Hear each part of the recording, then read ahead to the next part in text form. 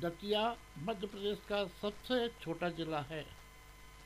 दतिया से झांसी 30 किलोमीटर एवं ग्वालियर 72 किलोमीटर की दूरी पर है। झांसी दिल्ली मुख्य रेल मार्ग पर बसी हुई दतिया एक ऐतिहासिक, धार्मिक एवं पौराणिक नगरी है।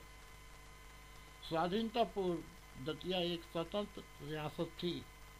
कहा जाता है कि महाभारत काल में भगवान कृष्ण ने दंत्रवक्र नामक राक्षस का यहाँ वध किया था। संगीत के क्षेत्र में कुदम सिंह ने दतिया को ख्याति दिलाई तो विश्व विजयी पहलवान गामा और इमाम वक्त की जन्मभूमि होने का गौरव दतिया को प्राप्त है। धर्म रक्षार्थ विषपान करने वाले हरदौल भी इसी नगरी में जन्मे थे। ब्रिटिश हुकूमत के समय क्रांतिकारियों को झांसी में रह पाना कठिन होता था और दतिया स्वतंत्र रियासत होने के कारण क्रांतिकारियों के लिए सुरक्षित जगह समझी जाती थी। इसीलिए उस समय यह कहावत जन्मी थी, झांसी गले की फांसी, दतिया गले का हार, ललितपुर कभी न छोड़िए जब तक मिले उधार। फरारी के दिनों में क्रांतिकारी चंद्रशेखर आज़ाद ने भी अपना कुछ समय दतिया में व्यतीत किया था।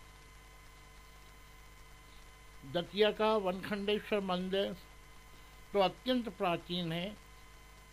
वहीं पर अब से लगभग 84 वर्ष पूर्व देवी बगलामुखी की स्थापना के बाद अब यह स्थान पीताम्बरा पीठ के नाम से विख्यात है और इसकी प्रसिद्धि दिनों दिन बढ़ती जा रही है। एक ओर शहरी एवं बाहरी श्रद्धालुओं के लिए पीताम्बरा पीठ आस्था का एक प्रमुख केंद्र है। वहीं दूसरी ओर दतिया सेवड़ा मार्ग पर इंद्रगढ़ से 25 किलोमीटर दूरी पर नितांत घने जंगल में एक पहाड़ी पर देवी का मंदिर है जो रतनगढ़ की माता के नाम से विख्यात है। रतनगढ़ की माता के मंदिर की स्थापना और इतिहास के विषय में प्रामाणिक दस्तावेज तो उपलब्ध नहीं है, पर यह कहा जाता है कि मंदिर 300-350 वर्ष पुराना है और मंदिर महाराज शिवाजी द्वारा बनवाया गया था। सच जो भी हो, लगभग 40 वर्ष पूर्व इस मंदिर पर आम जनता का आना जाना कम ही था और मंदिर तत्कालीन दस्युओं का पनाहगाह अधिक था। मंदिर के घने जंगल में स्थित होने के कारण दस्युओं को यह क्षेत्र अधिक सुरक्षित लगता होगा। चंबल के बागियों के आत्मसमर्पण और एक प्रकार से दस्यु समस्या समाप्त होने एवं यातायात के साधनों में वृद्धि होने के कारण रतनगढ़ की माता के मंदिर पर दर्शनार्थियों की जो वृद्धि हुई है वह किसी भी अनुमान, आकलन एवं गणना से परे है। रतनगढ़ के देवी मंदिर जाने वाले दर्शनार्थियों में ग्रामीण अंचल के लोगों की ही संख्या अधिक रहती है। यद्यपि शहरी भक्त भी दर्शन करने जाते हैं पर उनकी संख्या निश्चित रूप से बहुत कम है, जबकि दूर दराज के शहरों जैसे टीकमगढ़, छतरपुर, झांसी, ललितपुर आदि नगरों से भी लोग आते हैं, पर उनमें भी ग्रामीण अंचल से आए लोग अधिक होते हैं।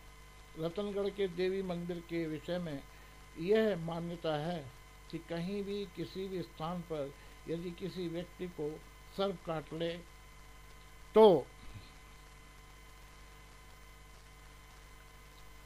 तत्काल ही रतनगढ़ की देवी के नाम से उस व्यक्ति के हाथ में ऊतरी, सुतली अथवा धागा बांध देना चाहिए।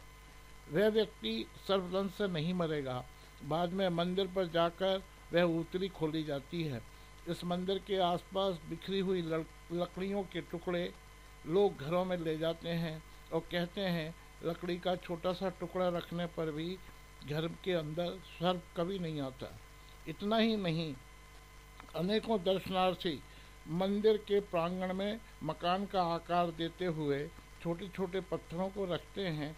जिन लोगों के स्वयं के मकान नहीं हैं और वे मकान बनवाने की कामना रखते हैं, वे मंदिर प्रांगण में पत्थरों के टुकड़ों के मकान बनाकर आते हैं।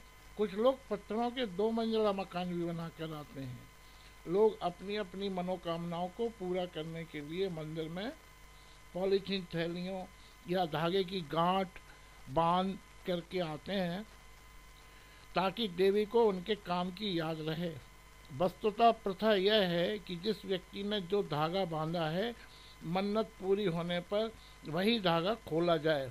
पर इस मंदिर में इन धागों का महासमुद्र है। धागा बांधने वाला व्यक्ति दूसरी बार जब आएगा तब वे अपना धागा पहचान ही नहीं सकता। कुछ लोग ऐसे भी हैं जो प्रति सोमवार नियमित रूप से माता के दर्शन करने जाते हैं। सामान्य दिनों में भी दर्शनार्थी जाते रहते हैं।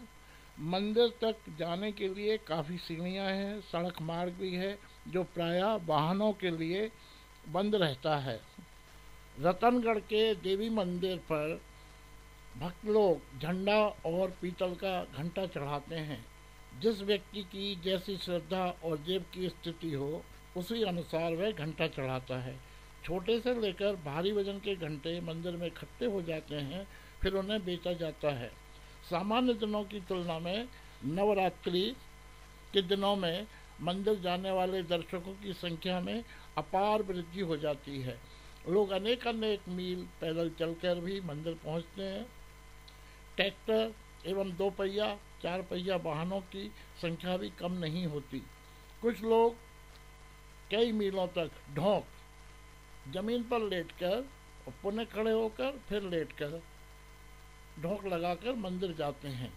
एक और विशेष बात यह है कि ग्रामीण क्षेत्र के कुछ घरों में नवरात्रि के प्रथम दिन घट की स्थापना कर उनके ऊपर एक दीवा, बड़ा सा दिया रखकर जवारे बोए जाते हैं। ये जवारे नवरात्रि के दिन देवी को अर्पित किए जाते हैं और बाद में जल में प्रवाहित कर दिए जाते हैं। कुछ जातियों में जवारे बोने की प्रथा परंपरागत रूप से चली आ रही है। कुछ व्यक्ति अपने शरीर पर भी जवारे बोते हैं। लगातार 9 दिन तक एक ही मुद्रा में बैठे रहना, कोई भोजन पानी और शौच आदि की क्रिया नहीं और पल भर को सोना भी नहीं। निश्चित रूप से यह विस्मयकारी और चिकित्सा विज्ञान के लिए शोध का विषय है। आखिर यह सब कैसे संभव हो पाता है? यह पहला अवसर नहीं था जब 13 अक्टूबर रविवार को नवरात्रि के अंतिम दिन दूर दूर से लोग रतनगढ़ की माता के मंदिर पर माथा टेकने आए थे। ऐसा प्रत्येक नवरात्रि को होता है।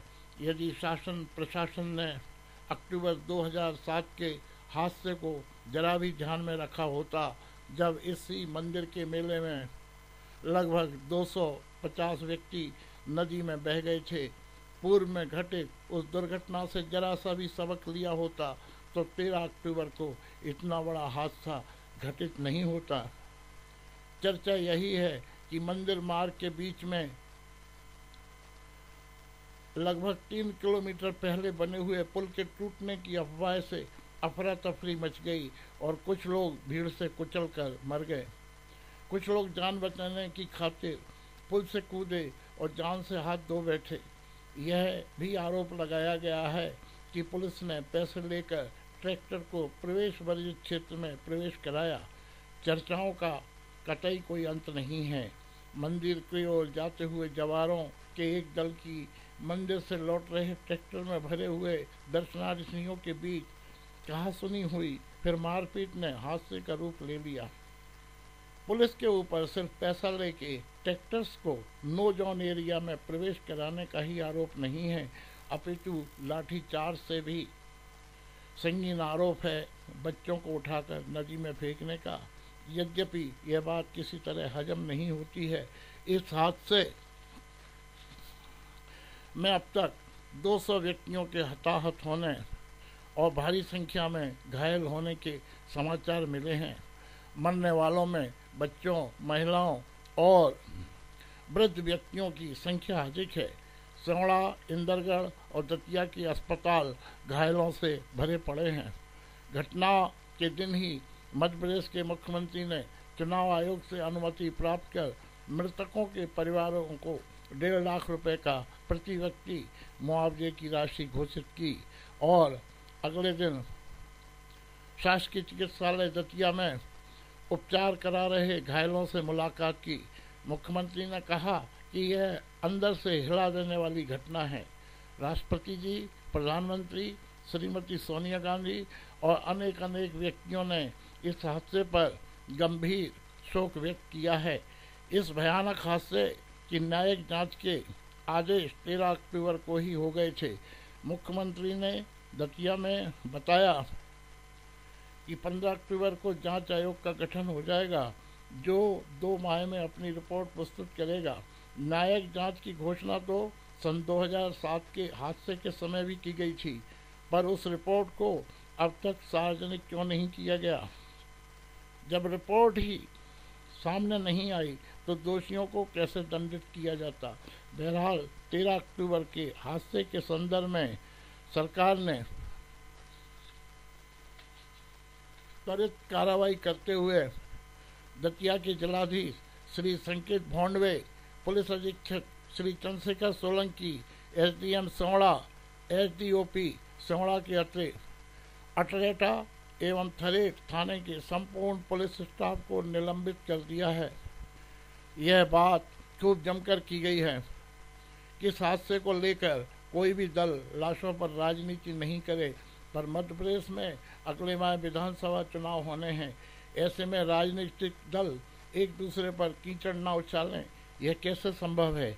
यह सच है कि सैकड़ों घरों में अंधेरा छा गया, पर इस हादसे को लेकर प्रादेशिक ही नहीं केंद्रीय स्तर पर राजनीतिक दल आरोप प्रत्यारोप से अपने को दूर नहीं रख पाए। इनकी शोक संवेदना भी दिखावे के अतिरिक्त कुछ नहीं है। तिरुपति, शिरडी, वैष्णो देवी मंदिर की भांति जिस दिन रतनगढ़ के देवी मंदिर की व्यवस्था के लिए ट्रस्ट बन जाएगा और समर्पित भावना के लोग मंदिर की व्यवस्था से जुड़ेंगे, उस दिन इतने बड़े हादसे शायद ही हों। रतनगढ़ देवी मंदिर के पास धन की कोई कमी नहीं है, पर मेले की बद इंतजामी जग जाहिर हो गई है।